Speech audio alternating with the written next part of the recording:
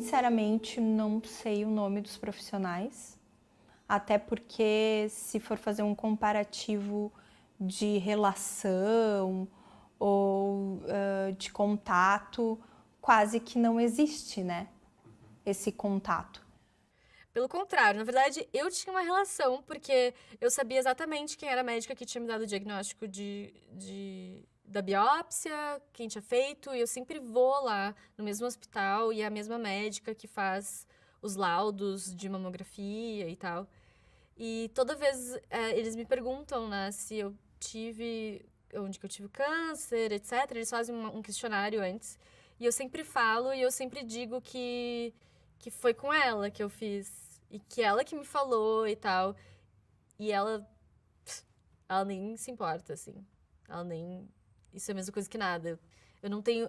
Na verdade, eu tenho uma relação com ela mínima, porque, obviamente, pra ela eu sou só mais uma.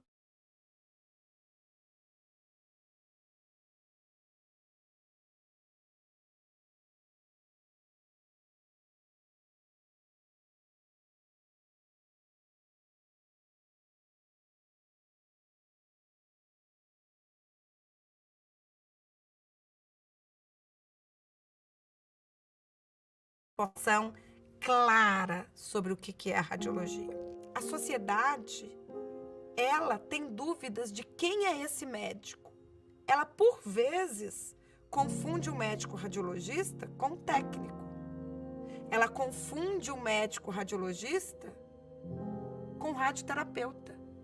Ela não sabe quem é essa pessoa.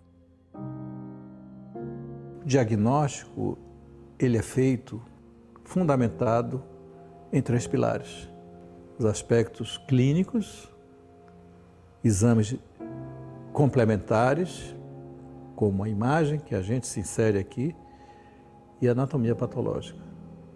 O radiologista deixou de ser o profissional que conhece apenas a imagem. O radiologista contemporâneo, ele tem que conhecer clínica médica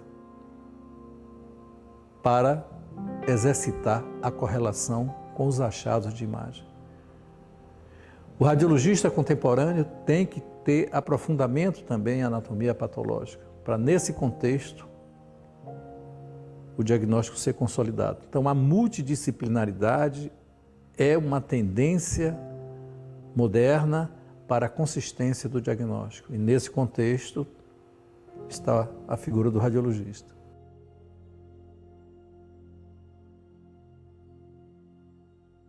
Muitas vezes a paciente chega sem imaginar que ela esteja com problema, né? Então a gente também tem essa responsabilidade de orientar a paciente.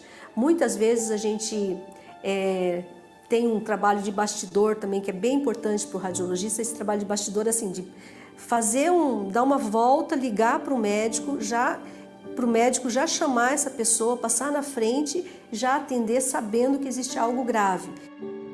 Aquele paciente que já se tratou, mas está fazendo controles, eu digo que é o pior dia da vida deles, é o exame.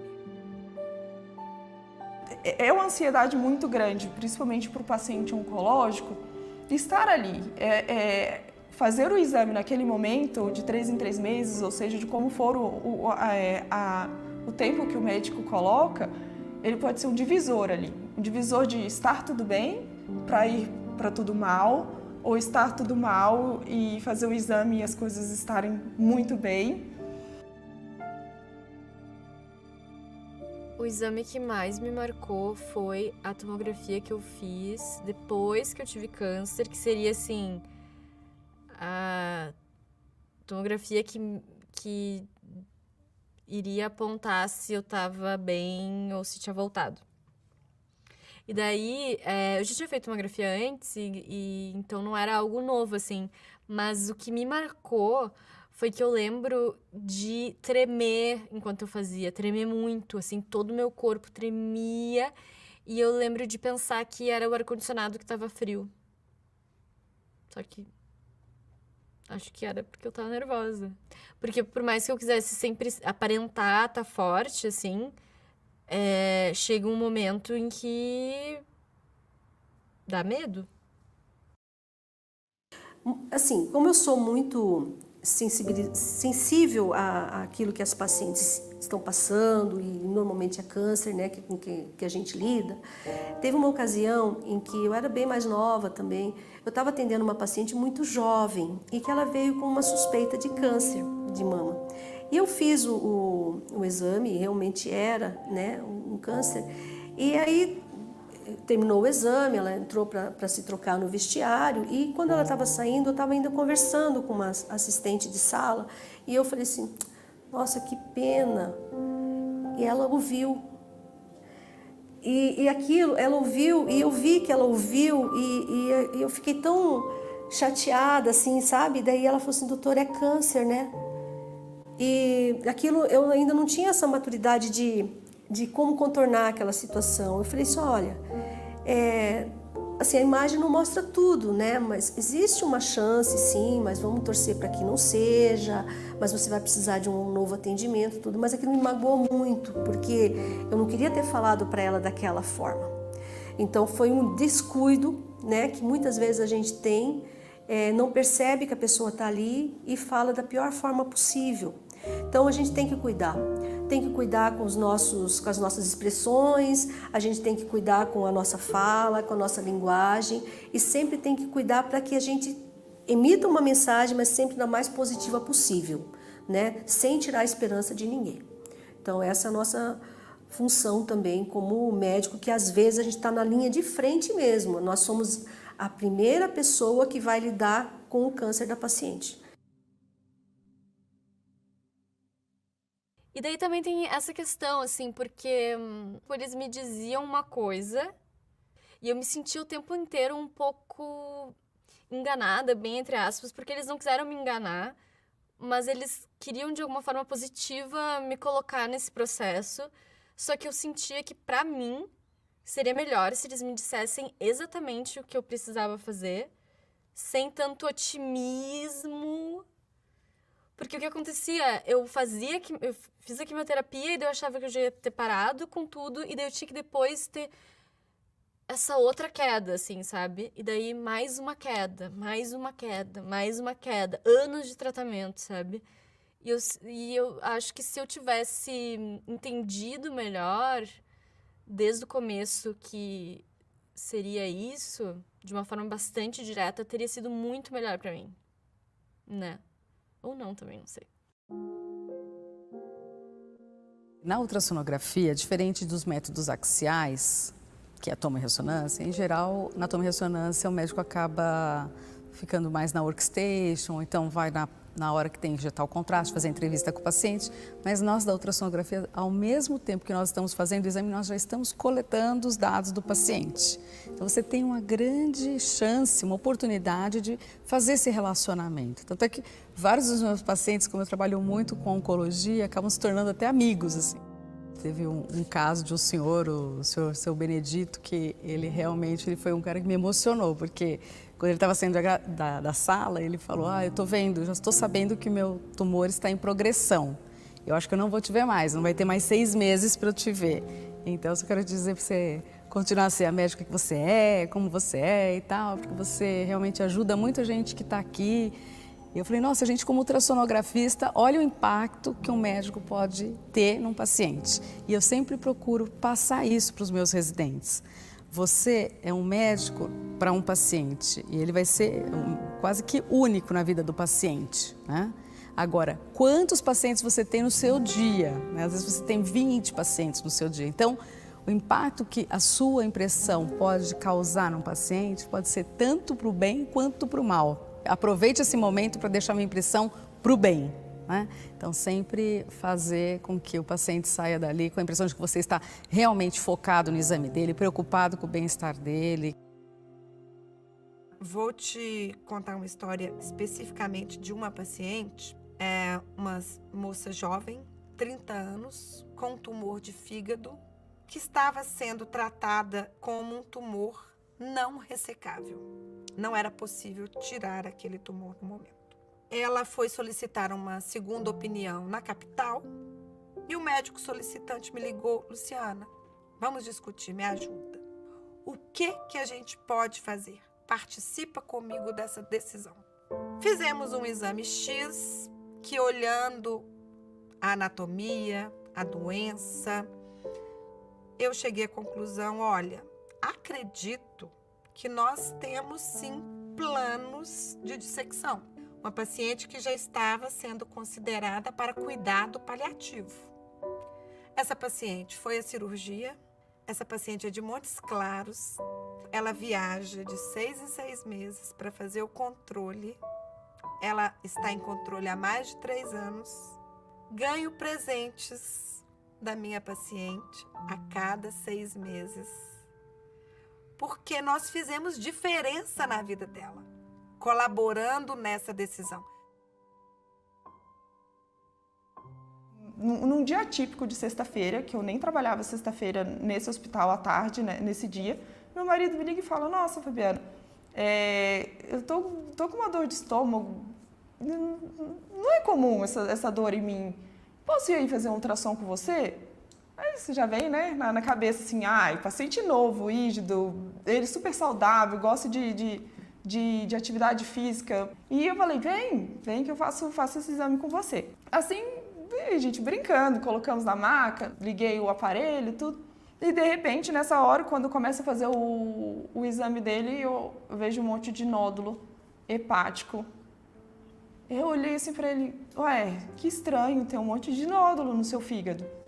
Ele olhou assim pra mim, mas o que você acha que é? Aí eu assim, não sei. Aí veio aquela pergunta, né, pode ser meta? Eu assustada assim, pode. Falei, calma, sabe, a gente não conseguia acreditar que podia ser alguma coisa ruim, né? Mas na mesma hora todo mundo ficou mobilizado no dia. O meu chefe, os meus colegas de trabalho, todo mundo. Vamos ver o que é, né? Vamos. E aí, nisso ele foi na mesma hora, foi para ressonância, foi para tomografia, fizemos tudo. Eu acho que na hora, de jeito nenhum me passou nada de ruim na cabeça, eu só queria tentar achar que podia ser algo benigno que acontece com todos os médicos, que é sempre novo, né? E eu falei, a gente chama de CRM positivo, uma das coisas mais esquisitas acontece exatamente com os médicos, as síndromes mais raras, as complicações mais raras. Eu falei, deve ser mais uma dessa. Aí nisso, no outro dia, em casa, chega o nosso colega com os exames. Aí ele dá a notícia, bom, é realmente metástase e é um câncer de cólon metastático. É quase falar assim, você tem tempo de vida, você está destinado a isso. Não sei nem o que saiu, não foi nem chão, eu não sei nem o que aconteceu. E foi aí que eu me descobri diferente. Eu já sabia que, né, como eu já tinha dito, que eu era mais sensível, mas as coisas me tocaram mais. E foi aí que eu vi a radiologia também de uma outra forma. E foi minha transformação. Porque hoje eu acompanho ele, eu acompanho nos exames, eu acompanho no dia a dia, eu acompanho na quimioterapia. E eu tenho os dois lados. Eu tenho um lado de estar com o paciente e conversar com o médico e ser a médica. E a gente vive tudo, tem um monte de coisa. E tivemos várias situações, em várias clínicas, tanto situações boas como situações que talvez poderiam ter dado um pouquinho mais de atenção. E isso ficou muito na minha cabeça. Se eu, como médica, radiologista, estou dentro de fazendo exame, tenho a facilidade de conhecer as pessoas, ou mesmo de falar que eu sou radiologista e etc., tive dificuldade, imagina os demais, né? Eu acho que hoje, na medicina, existe um paradoxo, onde se fala muito em medicina humanizada, em acolhimento, né, em personalização do atendimento, e, por outro lado, se fala em inteligência artificial, em que o computador vai dar todos os diagnósticos.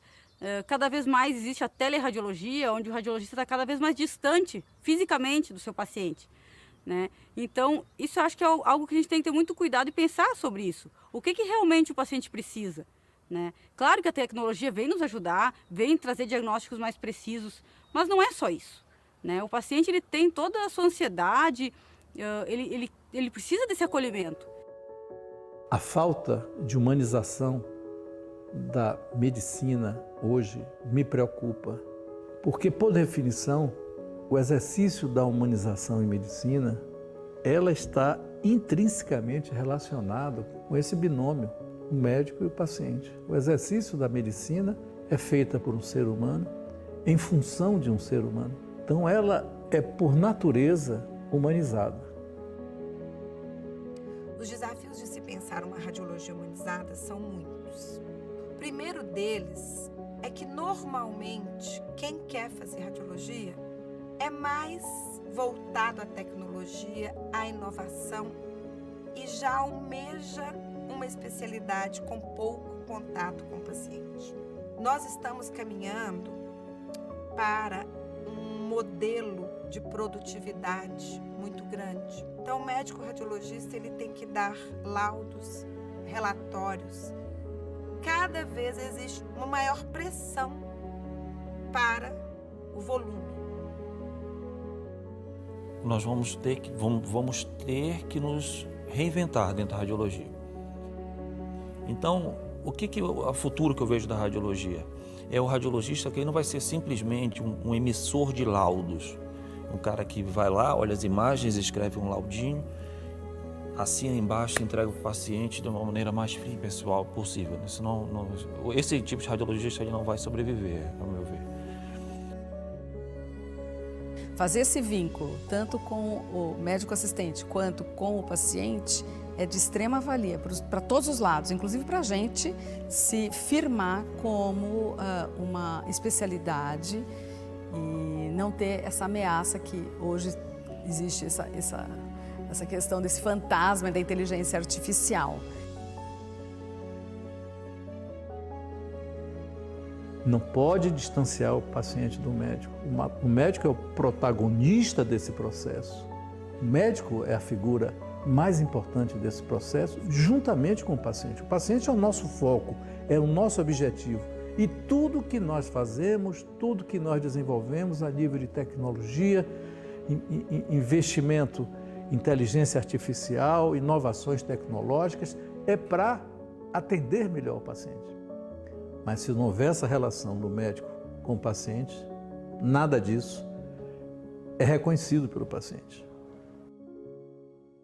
Não só para o paciente, para a gente também. Essa história é muito importante para o médico e para o paciente. Você faz o seu mundo. Se você quer ser uma pessoa diferenciada, fazer a diferença na vida de alguém, você tem que atuar como tal. Então, a importância de você criar esse vínculo com o paciente, de você, inclusive, você conversar com o paciente, você transmite uma confiança, ele fica menos receoso do exame, de ter uma reação alérgica, porque, embora sejam raras, elas existem. Então, ele se sente mais confortável, ele se sente mais acolhido. Todo mundo sabe que todo mundo consegue ajudar as pessoas, né? Independentemente de sua profissão. Mas a medicina a gente consegue ajudar assim, de uma maneira próxima, a gente consegue ver, né, aquela ajuda da gente, a gente consegue ver o resultado daquela ajuda que a gente está ofertando, né? Acho que o importante de você tentar criar esse mundo é realmente você perceber para que você fez medicina na vida, né? Então, eu não fiz medicina para fazer 70 exames num dia, não fiz. Não gosto desse tipo de medicina, não foi para isso que eu me formei, não foi para isso que eu investi o meu tempo, a minha saúde. Você se comportar que nem um robô, você vai ser substituído por ele, mas se você fizer a diferença e não fizer o que o robô faz, mostrar o outro lado, nenhum robô vai te substituir, né? Nunca uma máquina irá substituir a relação médico-paciente. Nunca uma máquina irá ter o contato com o paciente. O paciente ele precisa olhar no olho do médico e sentir que aquela pessoa vai ajudar. É assistência baseada em valor. Nós precisamos agregar valor à assistência à saúde dos nossos pacientes. Eu acho que eles poderiam ter um pouco mais de calma e entender que tem um corpo ali, mas é que o corpo está respirando, é um ser humano que está ali, sabe? Não chegar aquela coisa do entra e sai, né? Porque é uma coisa muito automática. Entra, faz o barulho que tem que fazer e sai, né? Numa sala fria. Tem uma pessoa ali esperando por um resultado. Tenta dar o devido conforto, ou tente ser o máximo empático possível, enfim. Tem um nível de empatia ali por aquele ser humano que está ali. Afinal de contas, a gente está ali à espera do profissional, numa posição que não é muito confortável, né? Para a gente lembrar que atrás daquela imagem existe o paciente. E mais do que o paciente, existe que ele é o amor de alguém. E eu penso muito nisso. Eu penso, toda vez que eu olho o exame, sem ser o normal, que eu já abro um sorriso, eu tento colocar essa Fabiana ali e falar, nossa, a gente vai achar e vai dar certo. O médico tem que exercer a sua atividade com altruísmo, com empatia, com o coração na mão. Eu entendo medicina dessa forma. Eu acho que assim, o que você faz com amor, não é? Você faz com dedicação, com vontade de fazer, você vai fazer bem feito e você vai passar isso na sua rotina, no seu dia a dia, né? É uma questão de escolha mesmo. Às vezes a gente vai num médico e ele atende a gente 5 minutos, mas ele toca no seu ombro, ele olha no seu olho. Não precisa ser rápido, não precisa ser demorado. O importante é você estar ali naquele momento, de você estar ali com o paciente, você falar o bom dia, o boa tarde, olhando nele. Na hora que você perguntar para ele o que ele está sentindo, você não está passando gel, você não está assinando um prontuário, você não está digitando uma coisa. São momentos desse que se faz o vínculo entre o médico e o paciente. Então, são fundamentais. Então, essa é uma forma de você humanizar. Qualquer situação que você perceba que você pode se aproximar e que o paciente se beneficie de um contato mais próximo, de uma comunicação mais efetiva, de ser mais assertivo e ser mais empático com o paciente, faria muita diferença, né? Com certeza fará muita diferença. Acho que a empatia do paciente é o que a gente precisa para fazer o nosso trabalho. Então, se a gente não consegue ter uma comunicação, principalmente naqueles casos mais desafiadores, o paciente está angustiado, só dele ter uma resposta do médico, aquilo ali facilita o teu acesso. Então, é acesso para todas as fontes, né? Acho que essa é a palavra. Você ligar para o prescritor e falar, olha, o seu paciente, as principais hipóteses diagnósticas são essas, o progredir da doença está assim, e realmente você participar da escolha, do manejo daquele paciente, da terapêutica, ajudá-lo assertivamente, o que seria o melhor para aquele paciente, naquele caso, naquela situação. Isso é você fazer a diferença. E com o paciente também, você criar esse vínculo de que você está olhando o exame dele com atenção, que você está sabendo o que está acontecendo, você está pegando os exames anteriores e comparando. Tudo isso vai fazer a diferença para todos, né? Então, acho que atuar em conjunto é muito importante. Não é simplesmente um laudo que uma máquina emite. Tem ali um radiologista que está pesquisando toda a história desse paciente, que está analisando todo o histórico de exames e também de saúde desse paciente, para daí sim dar um diagnóstico personalizado, né? Eu acho que para a máquina chegar nesse ponto vai ser muito difícil. Eu acho que a gente tem que usar a inteligência artificial a nosso favor. Eu acho que nós vamos unir forças. Eu não acredito que isso vai ser substituído, né? Eu acho que ainda tem lugar tanto para o radiologista quanto para a tecnologia. O radiologista não é uma ilha, né?